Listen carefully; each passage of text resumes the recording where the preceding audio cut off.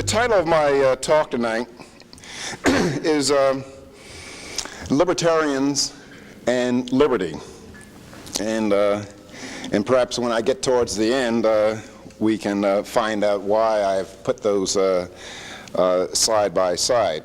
I think that it's safe to say that the standard fare for mankind throughout all of man's history, even including today in most places, is arbitrary abuse and control by others.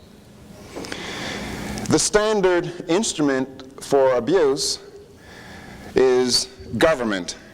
And all over the world, liberty is always taken in the name of righteousness, never in the name of evil. In other words, what I'm saying is that large amounts of liberty is the rare occurrence in history, and oppression in varying degrees is the norm. Even in the United States, as Thomas Jefferson predicted, he said that the natural progress of things is for government to gain ground and for liberty to yield. Now, we who identify ourselves as small L libertarians are all too aware of this process, sometimes to our detriment, I believe. But the average American is unattentive, apathetic, or sometimes, or most often, a party to the assault on liberties by the state. One measure of this insidious encroachment by the state is the rapid erosion of our Bill of Rights guarantees. And I would like for somebody, and I've challenged people all over the country, to tell me which of the original Bill of Rights guarantees are fully protected in the United States today. For example, the 10th Amendment guarantees powers not delegated to the United States by the Constitution nor prohibited by it to the states are reserved to the states and respectively to the people. Now that seems to me to be plain language. So you tell me how the federal government can constitutionally mandate speed limits, control public schools, control waste disposal sites, and make hundreds of other edicts. Better yet, try to think of something that you and I or our state can do free of federal mandates. I don't think there's anything. The 9th Amendment, for example, provides that the enumeration in the Constitution of certain rights shall not be construed to deny or disparage others retained by the people. Now, many people don't realize that the 9th Amendment was written to overcome Alexander Hamilton's objections to having a Bill of Rights in our Constitution in the first place. Hamilton asks, and I quote, "Why declare that things shall not be done," by the federal government he was referring to, "which there is no power to do?" In other words, Hamilton was asking, why should we have a measure saying that the government cannot restrict the press when a provision to do so is not authorized in the first place?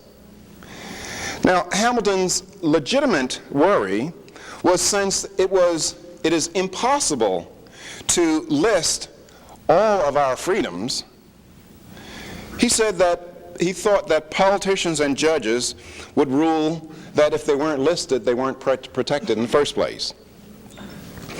And that no less a distinguished scholar such as Judge Robert Bork would argue that privacy is not protected by the Constitution confirms Hamilton's concern. And indeed, as we know by now, the courts have assigned the 9th Amendment to the dustbin of U.S. history.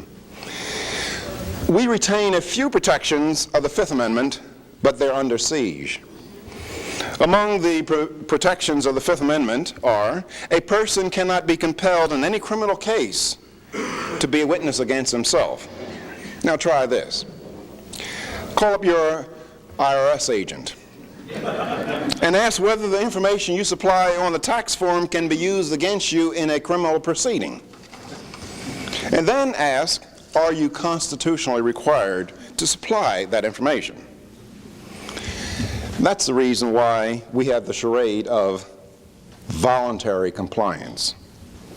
That way, when you appear in court and you ask that your 1040 form be inadmissible under the Fifth Amendment protections, the judge will laugh in your face. He'll say that you voluntarily supply that information. The Fifth Amendment, as we begin to find out, or as we all know, provides, nor shall private property be taken for public use without just compensation. Well, the Supreme Court has gone beyond that. The Supreme Court permits, as in the Hawaii case and some others, the taking of private property for private use, which is not authorized in the Constitution at all. The Supreme Court upholds local jurisdictions who deny owners of private property the right to raise the building and build another building. The Supreme Court sanctions ordinances which deny landowners the right to chop down trees on their own land. This is very popular in California. On private property, you can't chop down your sequoia tree. Let me just talk about one more. The Second Amendment guarantees the right of the people to keep and bear arms. Now, you listen to a lot of politicians, you would get the impression that the Second Amendment is a deer hunting or a duck hunting amendment.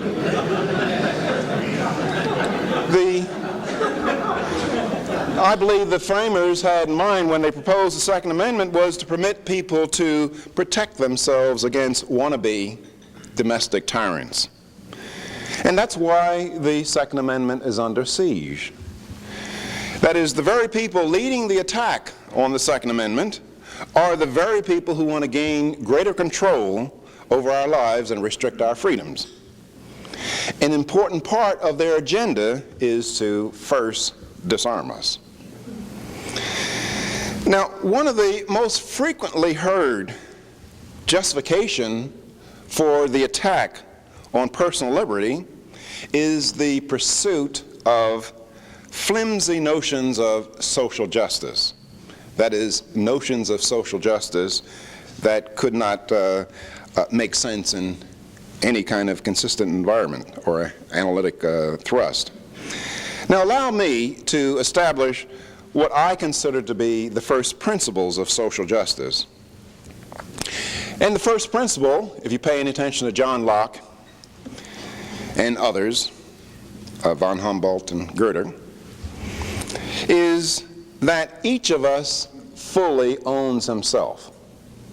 That is, no one has the right to own another individual. Now, if we accept self-ownership as a first principle, then certain standards of moral conduct necessarily follow. Among the shall nots in moral conduct or in conduct are murder, kidnap, rape, theft, and any other act that violates individual ownership rights. Now, most Americans have little difficulty in accepting these requirements of self-ownership, at least superficially.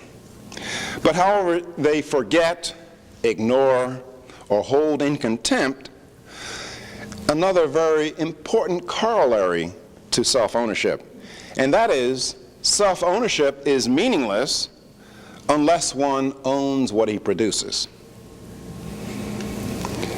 In the extreme, if someone else owns all of what you produce, then self-ownership is meaningless. In other words, a very good working definition for slavery is that a person produces things, but he does not have ownership rights to what he produces. He is forcibly used to serve the purposes of other people. Now, in our society, this aspect of self-ownership has been under relentless assault for decades. Each year, each of us have fewer and fewer ownership rights to the fruit of our toil. And this can be seen through several estimates giving the amount of time that we toil to pay federal, state, and local taxes. For this year, we will work from January 1st until May 8th to pay federal, state, and local taxes. That means that we do not have ownership rights for over 4 months of our productive output. Last year, it was May 6th. And how much do you want to bet that next year it will not be May 8th? And it won't be May 6th either. Now, I'm not an anarchist, although I know some of my libertarian friends who are. But I believe there are legitimate functions of government.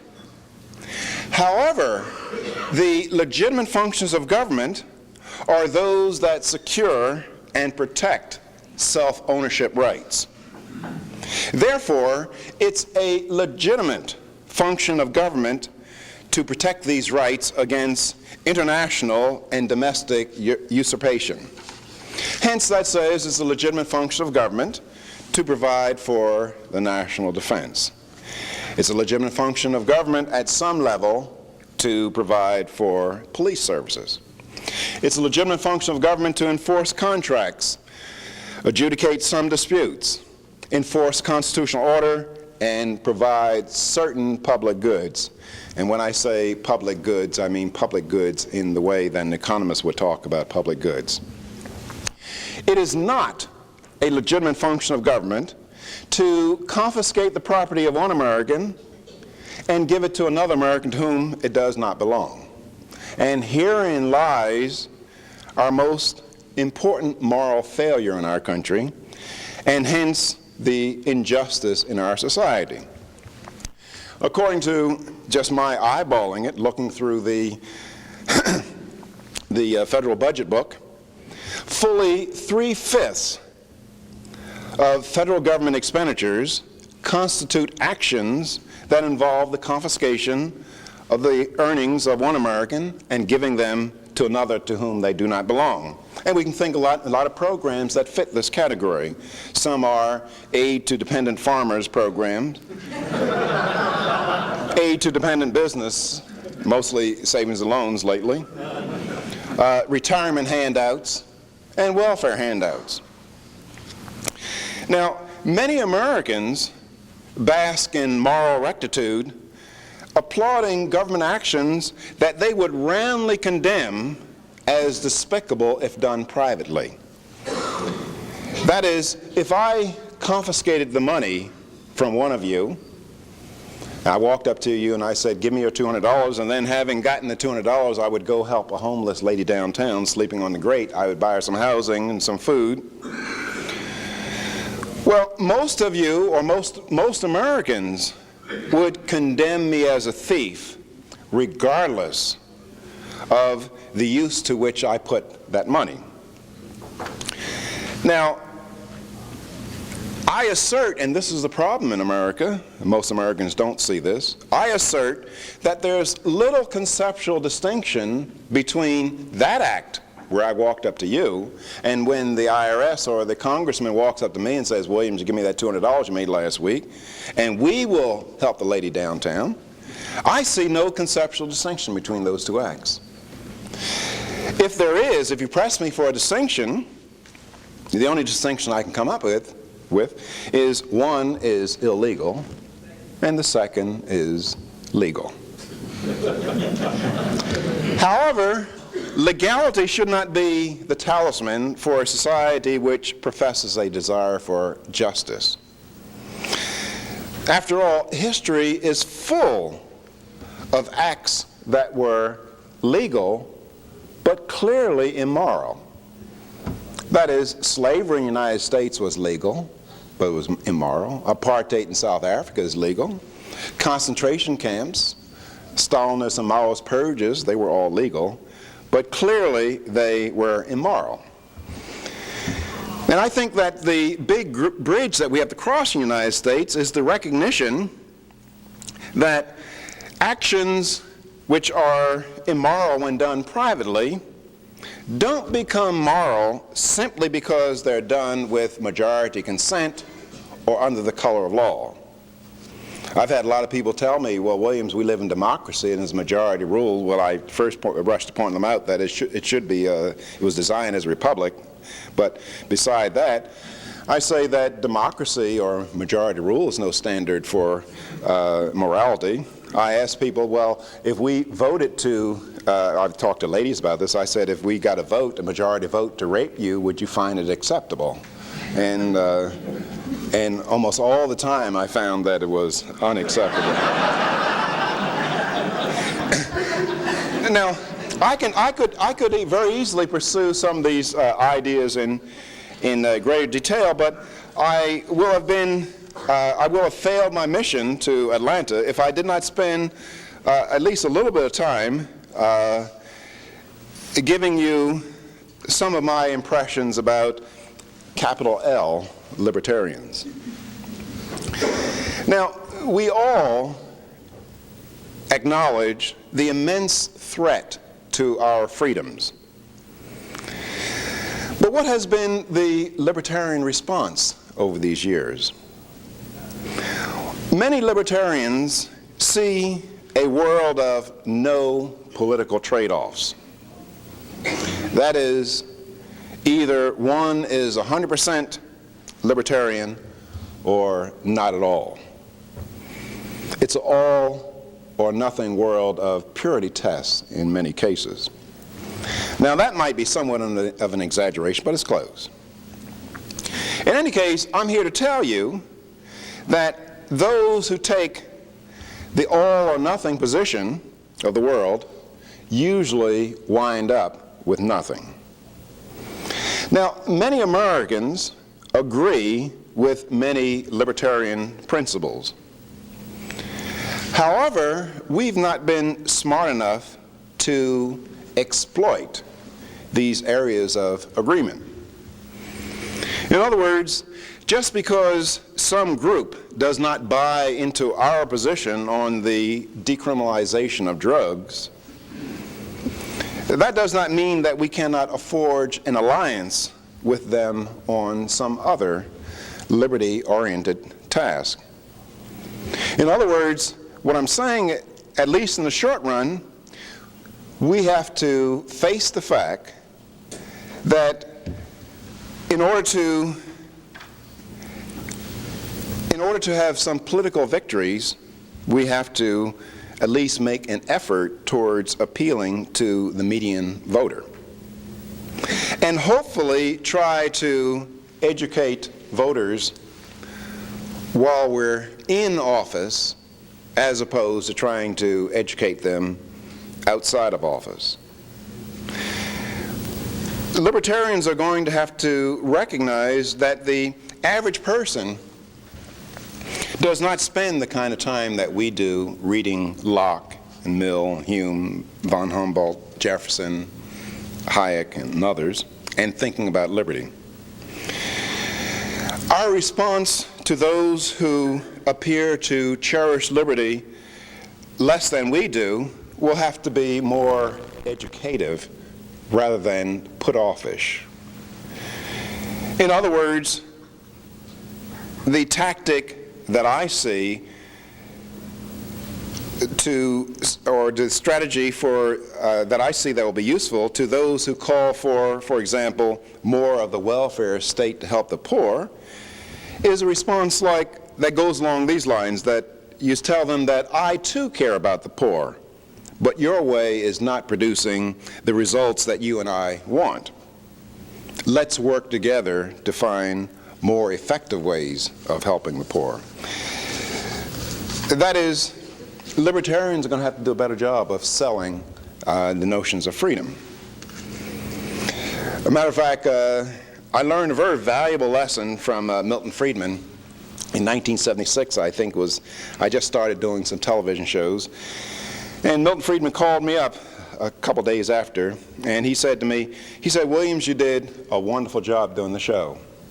He said that your facts were in order, your argument was unquestionably correct. He said you made one fatal mistake, though. He said you did not smile at all. He says when you're talking about freedom, you have to smile. He says you have to make people think that you're a friendly person, because people traditionally are hostile towards freedom.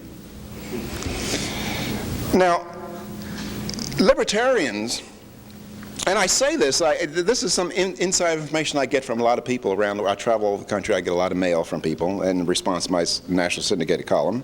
So I'm just expressing some impressions that I get from people. Libertarians, whether, when they're noticed by the general public at all,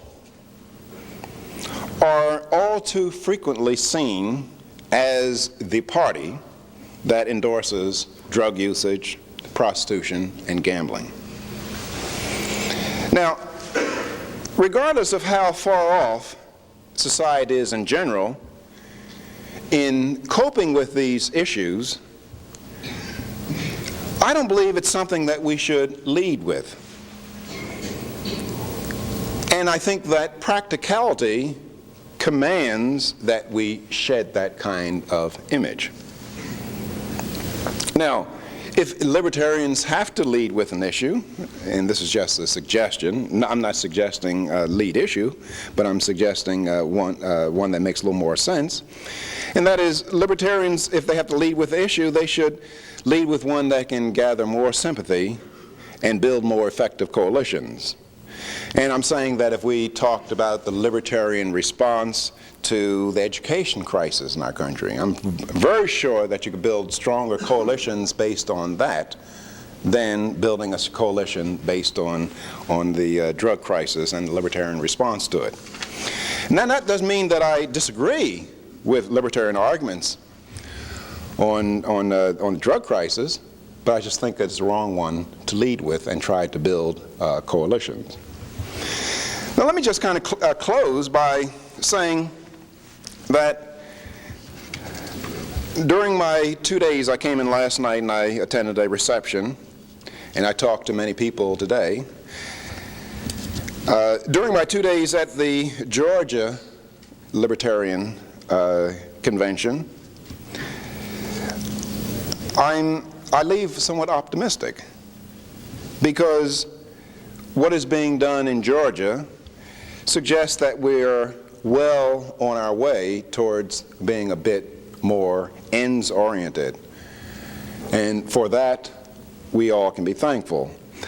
I think that the Georgia Libertarian Party, there's every bit of evidence that you guys have tried some outreach to get people involved who are not your standard libertarians. That's what you have to do. And so I think that, let me just close by saying that I think that that the Libertarian Party all over the country should be proud of what you people are doing in Georgia to try to develop a party that can win the respect and sympathy and loyalty from Americans who do not fully share our beliefs. Thank you very much.